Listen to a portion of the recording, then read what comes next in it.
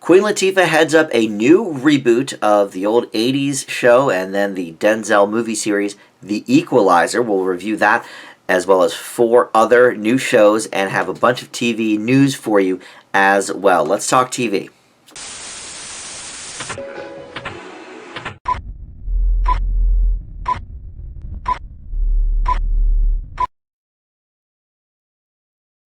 Hey everybody, Dan here. This is TV news and reviews for the week.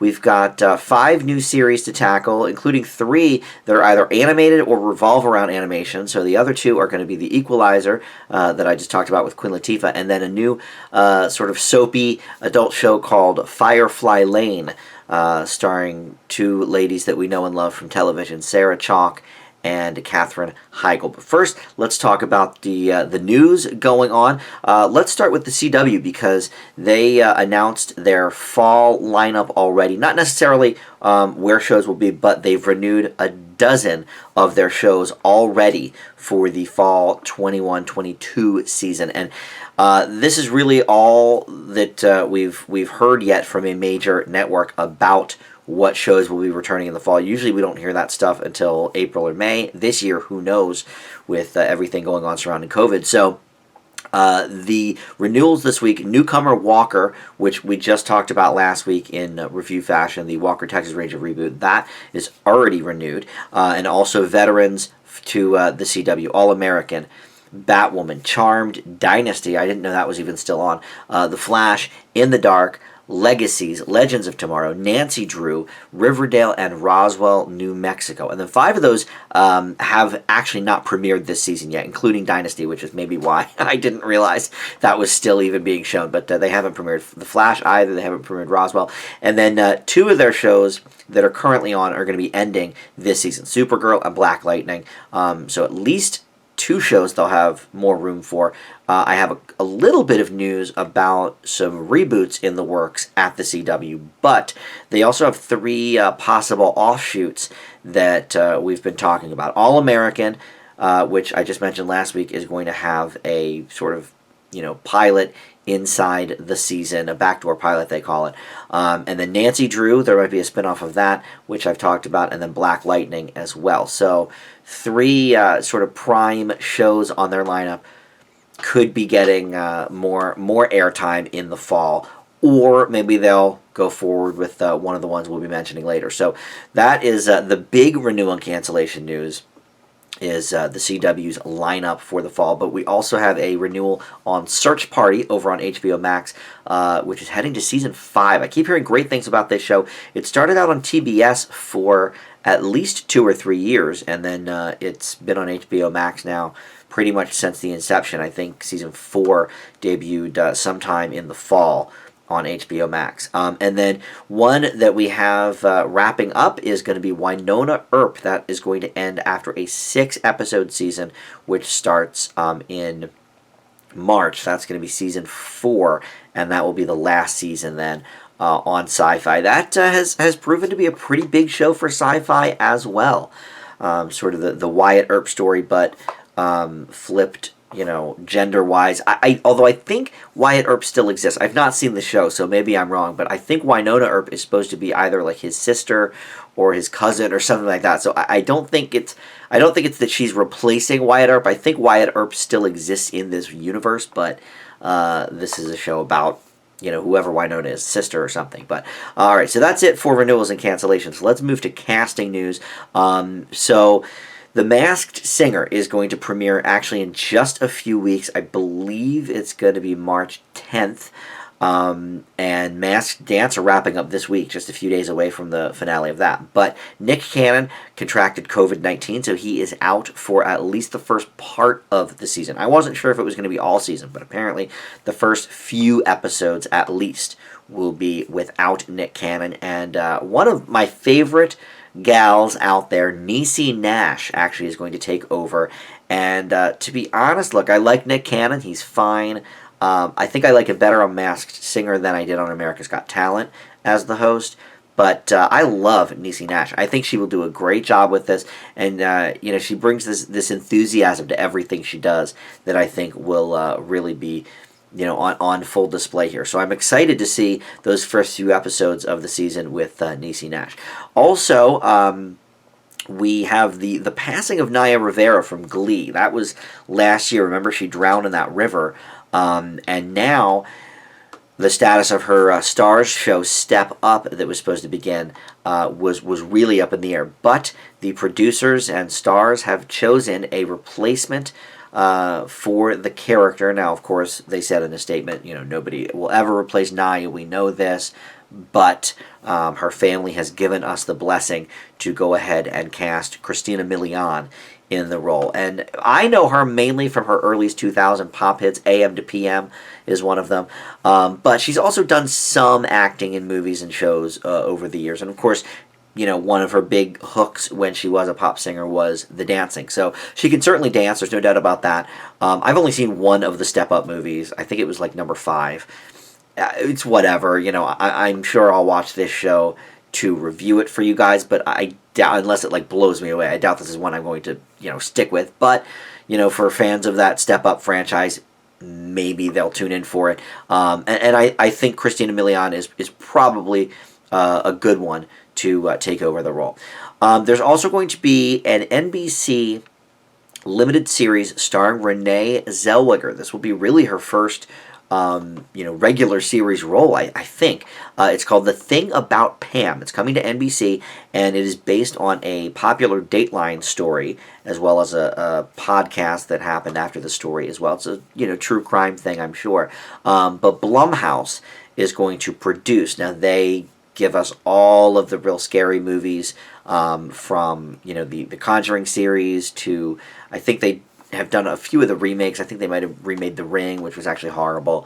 I think they might have also remade The Blair Witch, but they have their hands in a lot of the horror stuff you see in the movies, and they've been dipping into TV lately. There's been a few series connected with Blumhouse. I'm not positive if the new Twilight Zone is one of them, but I know they have a few TV shows out there.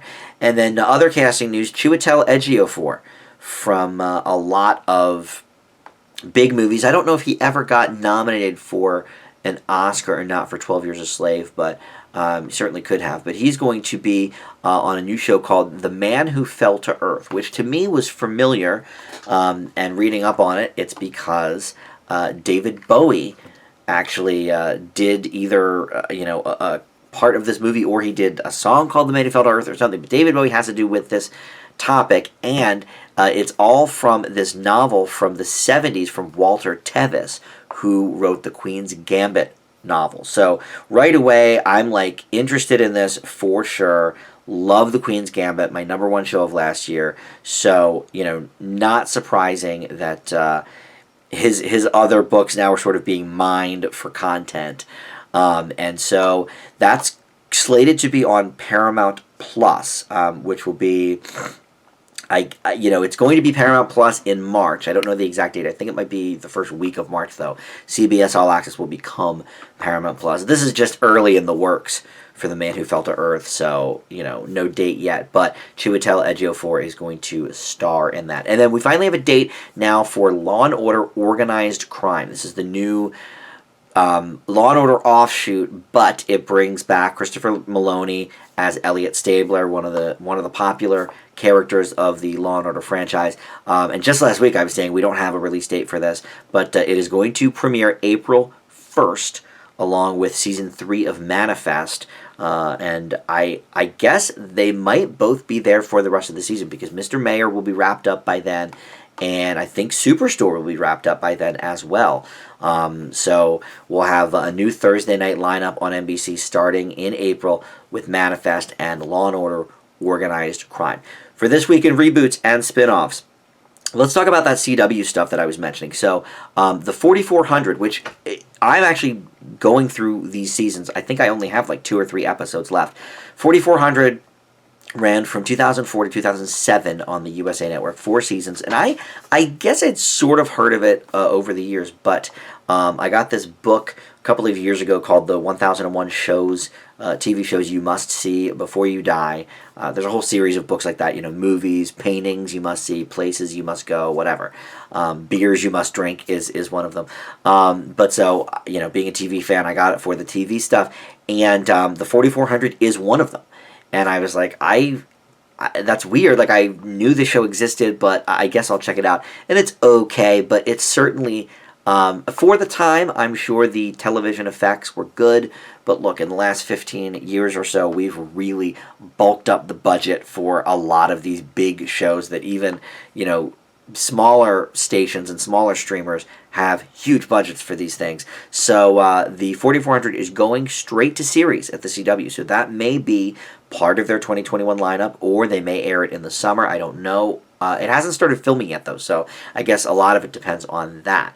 But that is definitely going forward. And I think with an updated sort of financial, wave of being able to give us a little bit higher quality on the special effects, I think it could go very well, actually. The premise, from what I read, is going to be pretty much exactly the same. Over the course of 100 years, 44 people have just disappeared in various times, and they all get dumped off in the original in 2004, and some of them have returned with special powers and with special, reasons. So I think I would go through this again. I may, before this, put up some reviews for the original 4400 to talk about it a little bit, because I have been watching it. But I could see the new one doing very well. And then in terms of pilots at the CW, the Powerpuff Girls is coming as a pilot. This is going to be a live-action version.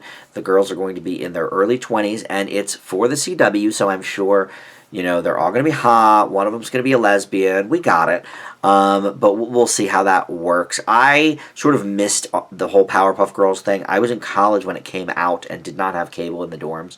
So, I mean, I know what it is. I know, to see them, certainly. I know the different colors and stuff. But I don't know. I don't know if I've ever seen a full episode of Powerpuff Girls.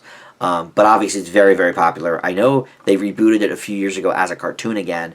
I don't know if that was for Cartoon Network or not, but live action CW version, I can sort of imagine what will be like already, but I'll give it a chance. But we'll see about that. No order commitment yet, just the pilot so far. Mary Hartman has a remake in the works. If you don't remember this show, you're probably not alone, because as a 43-year-old, I probably shouldn't even know what it is, but I'm a TV fan. So people, though, that are in their 50s or 60s will remember this. This ran for like a year and a half as a nightly show, as like a soap opera spoof. And it's from Norman Lear, who brings us Good Times, One Day at a Time, Maude, All in the Family. He's brought us so many things over the years, and they've redone a couple of his old shows as live, one-night-only features on ABC the last few years. And so Sony TV is sort of mining the archives of Norman Lear. There's already a Good Times reboot in the works over on Netflix that is animated. I think Seth MacFarlane, if I remember correctly, is going to be part of that. And then One Day at a Time, of course, got rebooted a few years ago. So there's no network for this yet, but Sony hopes to remake Mary Hartman. I can't imagine it's going to be at the same pace, because that was a half-hour show Monday through Friday for like a year and a half. I have the DVD box set, and it's, even though it only ran a year and a half, it's literally like a dozen DVDs or something, or maybe even more than that, because it ran every single night. There's, I'm sure there were some reruns, but I think there's over 200 half-hour episodes. So we'll see. But Emily Hampshire, one of the breakout stars of Schitt's Creek, is slated to star in that one. We also have Y 1883, and it's the letter Y, not the question why. And the reason it's the letter Y is because it is a Yellowstone prequel. That is in the works at Paramount Plus. Yellowstone has become one of the top cable programs. I think it airs on Paramount Network now. And I guess at some point I got to see this thing. People talk about it. It gets millions and millions of viewers every week, so it makes sense that they would want to mine that territory a little more. So why 1883 is in the works, and I believe that is a series commitment, so that we will definitely be getting more from the Yellowstone universe. And then the final one I have for you in news is there is a 10-episode limited series coming to Peacock based on the Best Man film franchise. And I say franchise, but really there's only two. There's The Best Man and The Best Man Holiday, and they were like 14 years apart, I think. But now we have what's called The Best Man Final Chapters. Malcolm D. Lee, the writer and director of the first two films, is on board, as are most of the principal characters. I forget everybody that's involved with that. I know Regina Hall is one of them. I think Taye Diggs maybe. I did not see what's his name, Terrence. What's his name that played on Empire? I did not see his name as part of the cast, but he was in both the films. But of course, he's got some issues, lately with some possible abuse scandals and that sort of thing. Terrence Howard.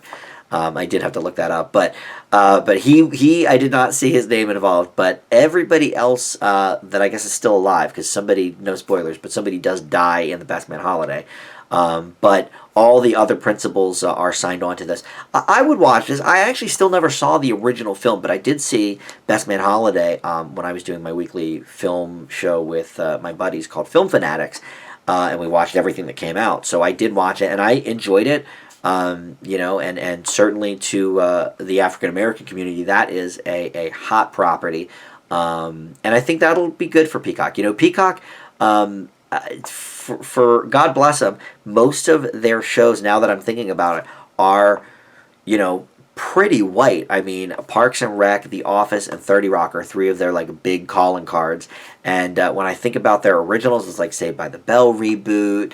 AP Bio, and yeah, it's they're diverse casts, but I wouldn't say that any of those shows are specifically targeting a black audience mainly, and I would think The Best Man Final Chapters will do that. So something to look forward to, probably I would say in 2022, but they are getting underway with that. So let's talk about the reviews. Let's get to it. We have 5 shows to talk about this week, and the leadoff is going to be, the biggest one of the week, which was The Equalizer, because CBS premiered it after the Super Bowl. You're going all in when you're putting a show on after the Super Bowl, because you're going to get a lot of eyeballs on it. Many great shows have been broadcast after the Super Bowl. The premiere of The Wonder Years, I always go back to from my childhood. And then there's also very special episodes. You have the hour-long Friends with Julia Roberts. You have the hour-long Office episode. You had the New Girl episode with Prince. So, you can get new eyeballs on your shows, but CBS chose this year to pick one of their brand new shows, and they went with Queen Latifah starring in The Equalizer. Now, this is an old show from the 80s. I never watched it originally. I was a bit too young, but of course, the Denzel movies follow the same basic formula. The first Denzel Equalizer, very, very good, B+ kind of range. Second Equalizer, not good, C-, D+ kind of a range. So where does the Queen Latifah version fit into all of this? I would say somewhere sort of in the middle, but more on the lower end of things for sure. So she plays Robin McCall here, who is a single mother to a teenage daughter named Delilah, and she's also got a lot of mystery about her. Her daughter clearly does not know a lot of what's going on in her mom's life, but her background, whatever it may be, maybe we'll get some more drips and drabs as the season goes on, but in the pilot, we didn't really learn anything about her, but she uses her extensive skills in her background to basically help people with no other course of action, nowhere else to turn, and she acts as sort of a guardian angel for those people. If you saw the Denzel movie, this is literally the same premise, so it stands to reason it's the same basic premise as the old show as well. And this is Queen Latifah's first return to series television since Living Single in the 90s. But, how is she in the role? Well, look, she can act. I don't think that's been in dispute since, probably Chicago and a lot of these more high-profile dramatic roles that she's done over the years, and of course we know she can sing. There's no singing involved here, but between Chicago and Hairspray, sort of the go-to for musicals for a little while there. But I don't believe her in this role. I gotta be honest, I don't. Yes, I know she's had some fight background. I forget in what exactly. It might just be like kickboxing, sort of MMA style fighting. She does have a background in that, and she does ride motorcycles in her real life, I know. But I'm not buying this character. The dramatic stuff is okay. I sort of buy that, but once, she comes into a room full of, 6 to 8, like, real big, bulky dudes, and she just destroys all of them, it's just not believable. And it's not even because she's a woman, necessarily. Although I will say it is partially maybe because of her age. Now, Denzel, of course, is older than her, but I don't know. He's also got the menacing thing down, and she does not. Not in my opinion, anyway. So, I like Queen Latifah as an actress. I think she's all right as a person. But I don't believe her in this role. Now, some of the other people around her are not too bad. Adam Goldberg is on here, not the Adam Goldberg from the show The Goldbergs, but the other Adam Goldberg that, like, he was Chandler's roommate on Friends for a couple episodes with the goldfish that he put in the tank. He's fine here, and he adds, sort of that necessary, like, little humor that you need in a show like this. He's sort of the quirky humor guy. Every show and movie like this kind of has to have one. Like Charlie Day was the one in Pacific Rim, and Paulie Perrette was in NCIS, and you get the deal. So he's the one for the Equalizer, and he's fine here. He really is cracking the codes and breaking into the computers and hacking stuff and whatever, and that's fine. We need this, but I also didn't get a lot of intel on how this Robin character knows where things are happening. Chris Noth showed up in like one scene and dropped her a note that said, where and when stuff was going down. But like, how does he know? How does she know him? She just showed up. Even though it's a pilot, I get that. The premise is fairly simple, so I don't think we need a ton of setup. Plus, there was already a show and a very popular Denzel movie, so I don't think this needed a lot of setup. I think you just get right into the story, which they did, but the problem was they forgot to explain anything at all. And so for that, and because I just unfortunately didn't buy Queen Latifah in the role, I leave the Equalizer with a C-. Like I said, definitely more the second Equalizer film with Denzel than the first. And by the way, they're supposed to be coming out with a third at some point with Denzel, so maybe that will be an uptick. Maybe that will do better than number 2 did. Money-wise, I think the Equalizer 2 did pretty well, but quality-wise, maybe not so much. So let's go to Netflix next for Firefly Lane. This is a soapy type of show. It stars Katherine Heigl, who is one of the executive producers as well, and Sarah Chalke, who I love originally from Second Becky on Roseanne, and then of course she did Scrubs, and every time she pops up, actually, I sort of enjoy her whole vibe there. So Katherine Heigl is, I would say, the lead of this. She plays Tully Hart, who is a big daytime talk show in this universe called The Girlfriend Hour, and her best friend Kate is played by Sarah Chalke, and they've been best friends since childhood, but sort of went separate ways in terms of career, because Tully chose, to sort of showcase her talents on the TV show, whereas Kate decided to raise a family, and she's just now getting back into the swing of things at work. And then Ben Lawson is on as Kate's husband, who is working as one of the producers on Tully's TV show, The Girlfriend Hour. So they're sort of all intermingled here, and the show really, at least thus far, I saw the first 2 episodes out of the 10 that are on.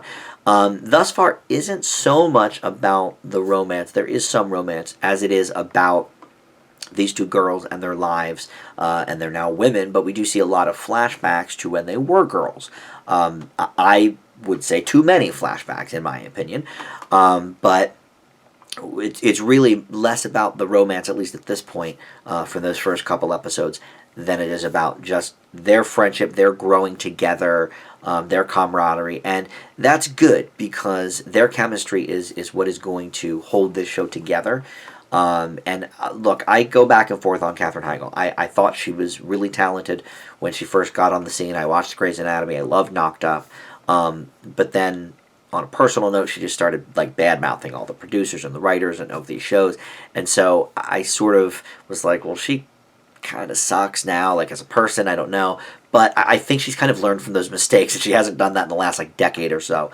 So I actually did not mind seeing her again, and I believe that her and Sarah Chalke have been, these lifelong friends. I think their chemistry works very well here, and it's to the show's advantage. The biggest drawback, I think, for the show, other than that it's a bit soapy, and so it's going to be a little bit sort of tried and true, but the flashbacks, there's too many of them, and it takes me out of whatever emotional thing I'm supposed to be feeling at that particular scene.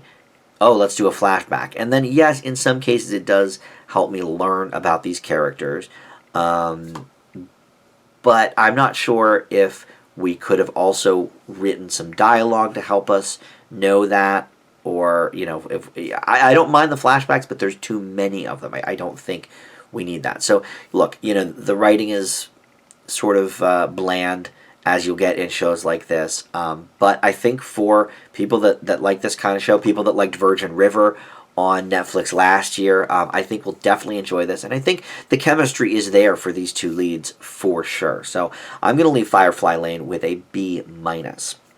So let's stick with Netflix here. We have sort of three cartoon or cartoon-centric shows to wrap up this week, and let's stick with Netflix because they have one of them, and it's called Kid Cosmic, and this has already been renewed for seasons 2 and 3. So even though it just premiered less than a week ago, I want to say, okay, a little more than a week ago, February 2nd it premiered, but already seasons 2 and 3 are in the works, which is obviously a strong sign that Netflix is behind this.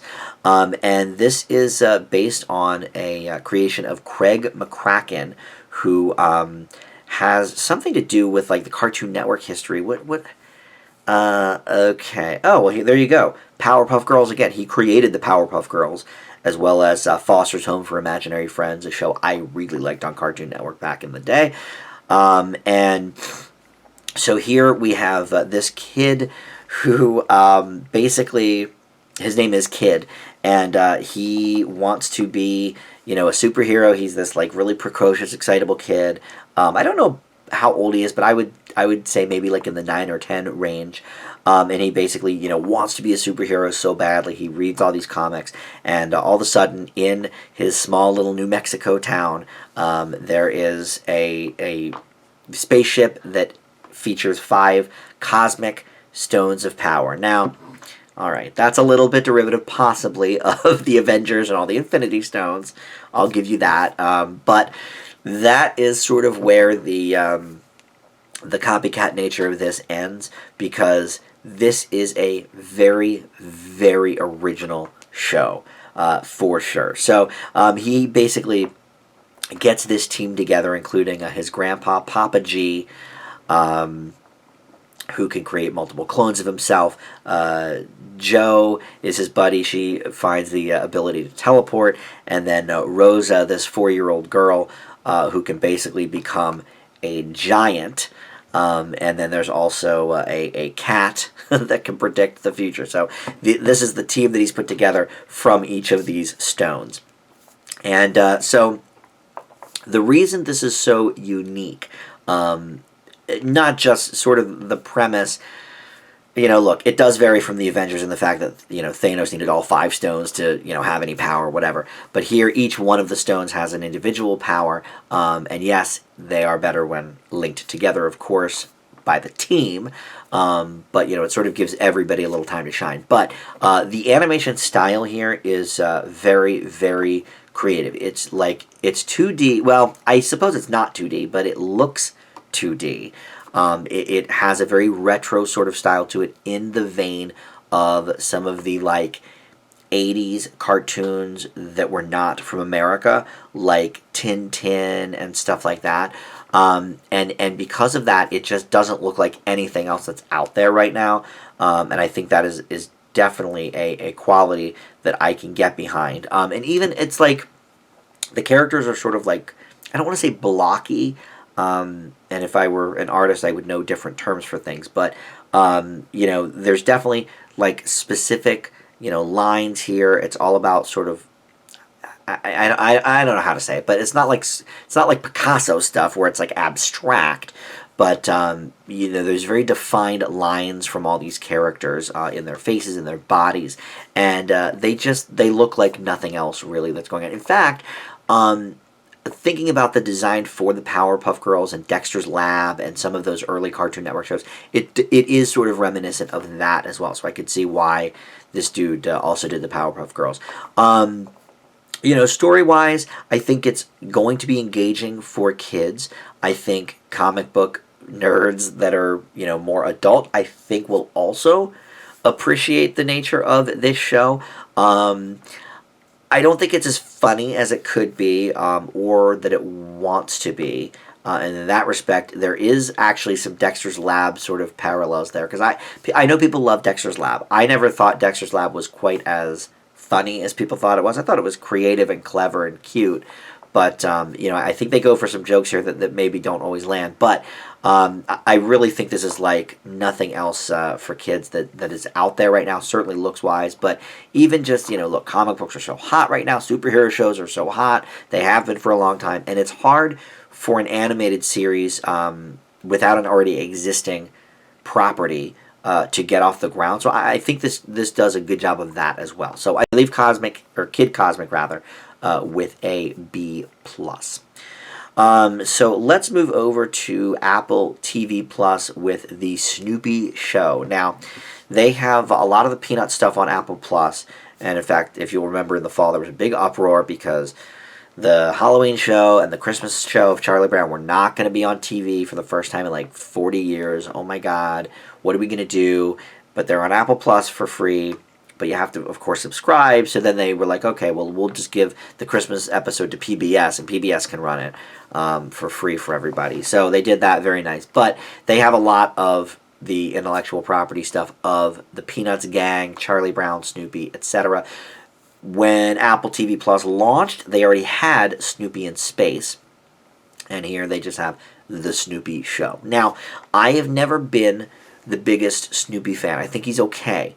But for all the Peanuts gang, I have always favored Charlie Brown. Linus I was a huge Linus fan. I carried a blanket around when I was a kid, and I don't know if I did it because Linus did it, or if I did it and then saw Linus doing it, and I was like, oh my God, that's just like me. I don't remember, but anyway, I have this intrinsic connection to the Linus character. But either way, but the whole gang is here just because it's called the Snoopy Show. You do see everybody: Peppermint Patty, Marcy, Pigpen, Franklin, the whole cast and crew, Sally Brown, which is great. I think that is a smart way to go about it. And something else I thought was a little bit interesting. Most of the shows now for little kids go in 2 segments for the half hour. They're 2 like 11 to 12 minute segments, and then you add commercials and it's a half hour show. Almost every show on Nick Jr. does it. Disney Junior, I don't know if what is it called, Disney Kids or something? I don't know, but anyway, the little kid stuff on Disney Channel. But this actually harkens back to my childhood and childhoods previous, where they would have 3 segments in every half hour. Mostly in my childhood, that was because they would repackage old film shorts from Looney Tunes, Tom and Jerry, Popeye, whatever, and put them into a half-hour show. And so when they were all revived in the 80s, like when Popeye came back, they just kept making 8-minute shorts because they were like, oh, well, we could package these with some of the old ones, or, leave them with the new ones or whatever. So this has that model of 3 8 to 9 minute segments to make up the show. And I think it actually works for Peanuts, because Peanuts, of course, coming from the comic strip world, was always about simplicity and about getting the story out quickly, getting the point across quickly. And yeah, the half-hour specials are great and iconic, and there's no denying that. But Does this gang need 15-minute segments or a half-hour show? I don't think so. I think 8 minutes works just fine. This is basically, if you're a Peanuts fan, you'll like this. And if you're not, you won't. I mean, it's classic Peanuts stuff. Snoopy's being Snoopy. Woodstock is being Woodstock. It's hilarious to me. I mean, I'm a Peanuts fan. But it's interesting. They did that Peanuts movie a few years ago, and I don't really ever hear anybody talking about it. And that's probably because it was sort of a greatest hits riff on the Peanuts. They did all their classic routines. And so here they stretch a little bit like they did in some of the 80s programs that were on when I was a kid, like the Snoopy and Charlie Brown show. But it is still sort of, a hit after hit factory of, okay, I recognize this, I know this. Lucy's doing the bit at the psychiatry stand, which I think is great that it's still 5 cents, even though it's 2021 now. For me, this was great. I laughed a lot. The style of animation is perfect because it looks, I'm sure it's drawn by computers these days, but it looks just like those old 50s, 60s, 70s specials. And so I think that's a great harkening back. How do kids feel about Peanuts? I don't know. Like I said, I don't hear anybody really talking about the old movie from a few years ago. I don't hear my nephews ever talking about, they want to see it. I think they probably know the characters. But beyond that, is this something they're going to seek out? I don't know. I feel like at this point in time, Snoopy and Charlie Brown and the whole gang may be more for adults for nostalgic purposes than anything else. But I think kids would still find it funny if they watched it and gave it the chance. I'm just not sure if they're going to be honest, But look, I'm a fan. I like this. I will leave the Snoopy Show with an A-, but take that with my own personal belief that the Charlie Brown universe, the Peanuts, are funny. If you don't like them, you're not going to like the show.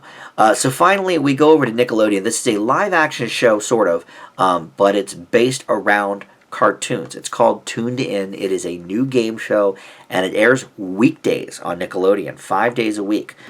You can watch Tooned In, or if you're like me and don't have cable, you can pull up the Nickelodeon app, and you can watch them all for free there. So the host is actually an animated AI robot named Nicky, and he appears on like a big iPad in front of the contestants. But the kid contestants are all real, and basically it's a battle of Nickelodeon cartoon knowledge. So all the questions are about Fairly Odd Parents, SpongeBob, Dora, Alvin and the Chipmunks, The Last Airbender, Teenage Mutant Ninja Turtles. So it's all shows that air or have aired on Nickelodeon. Now, it doesn't go back far enough to like the Doug, Ren and Stimpy era or, Real Monsters or Cat Dog. The oldest one, other than I guess SpongeBob, because that's still running, but there was one Rugrats question they asked I think I watched 3 of these. There was one Rugrats question, and that I would think would be the oldest. But it's interesting because they ask knowledge about shows that have been on for years, like Dora the Explorer. But okay, these kids that are on the show probably grew up with Dora at the time when it was like current, and now the kids are like 12 or 13 or whatever, and they're watching the newer shows. They're watching The Loud House and Casa Grandes and all of that. So for me, this is not a show I could ever, obviously age-wise I couldn't go on, but I couldn't compete with these kids, certainly. It's a very niche sort of knowledge, but every time you don't answer a question or you get the answer wrong, they slime you. And so these kids get slimed like 20 times an episode, and it's pretty hilarious. It really, for me, it harkened back to the Double Dare days. Back in the Double Dare time in the late 80s, it was general knowledge questions. It wasn't just, Nickelodeon was such a new channel, they couldn't have done that anyway. But, it was just general knowledge sort of, questions about pop culture or sports, or sometimes about something simple that people would have learned in history, that sort of thing. Maybe a math problem every now and then. But, it wasn't like if you got it wrong, you automatically got slimed. But people did get slimed a lot on Double Dare. They did the whole obstacle course at the end. Slime has been a key component for Nickelodeon since you can't do that on television in the early 80s. So I love that they keep bringing up the whole slime thing.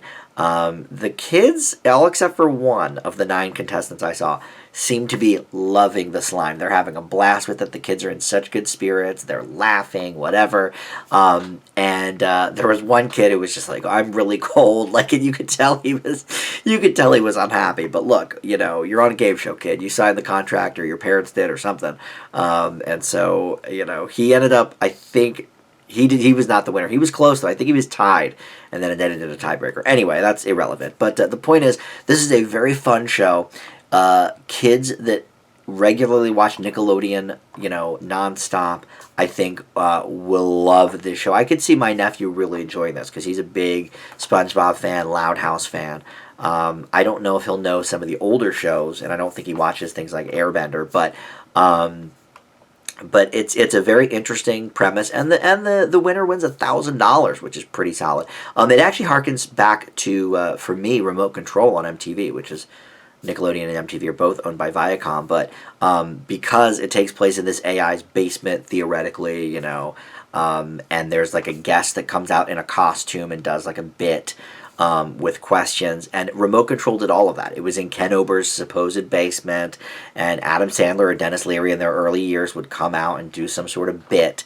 And so I don't know if any of the same minds are behind it or if it's just a little bit inspired by it, but I definitely noted the Remote Control connections. And one of the things I like about it was the categories were a little bit different in each one. There were a couple overlapping ones, but they have different categories of play where some of it is like like a scenic game. You'll watch a scene and then answer a question based on the scene, or they'll erase somebody's face and you have to say who the character is based on basically their outfit. So I think it's very cute for kids. I had a blast watching it, so I leave Tooned In with a B+. Good game show. All right, that's gonna do it for this week. Already I'm prepping for next week because Clarice debuted a couple days ago on CBS, and then this week we're going to have The Keenan Show on NBC and Young Rock, which is the Dwayne Johnson show that's sort of like Everybody Hates Chris. It's his childhood, and he's going to be doing the narration for it. So there's 3 big shows right there, and there's always streaming shows to find too, but I know we'll be talking about those 3 at length next week as well. And that is going to do it for this week's show. Thank you so much for watching. This has been TV News and Reviews. We'll see you next time. Bye.